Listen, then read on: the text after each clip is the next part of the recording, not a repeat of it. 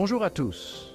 Quand on parle de la famille, on imagine souvent des moments de joie, de soutien et de rire.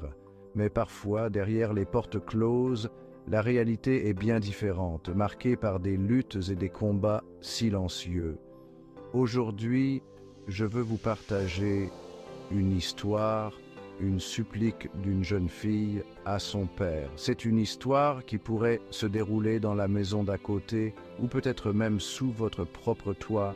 Il s'agit d'une fille qui admire son père, le voyant non seulement comme un parent, mais aussi comme son héros, son filet de sécurité. Cependant, une ombre plane sur leur relation, l'ombre de l'alcool. Chaque bouteille, chaque gorgée qu'il prend, construit un mur entre eux. Elle le regarde s'éloigner de plus en plus, perdue dans un brouillard qu'elle ne peut pas atteindre. Un jour, les larmes aux yeux, elle rassemble tout son courage et lui dit « Papa, arrête de boire. S'il te plaît, prends soin de moi.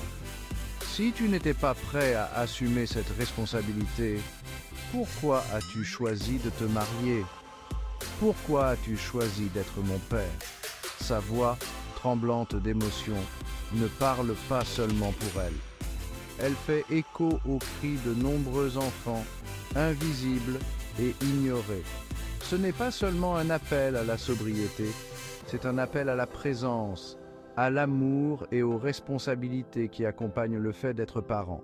C'est un rappel à tous les parents que vos actions façonnent le monde dans lequel vos enfants grandissent. Alors, à tous les pères, pensez à l'héritage que vous voulez laisser derrière vous. Réfléchissez à l'impact de vos choix, non seulement sur votre vie, mais aussi sur ceux qui vous aiment le plus. Soyez le héros qu'ils croient que vous êtes. N'oubliez pas qu'il n'est jamais trop tard pour changer l'histoire.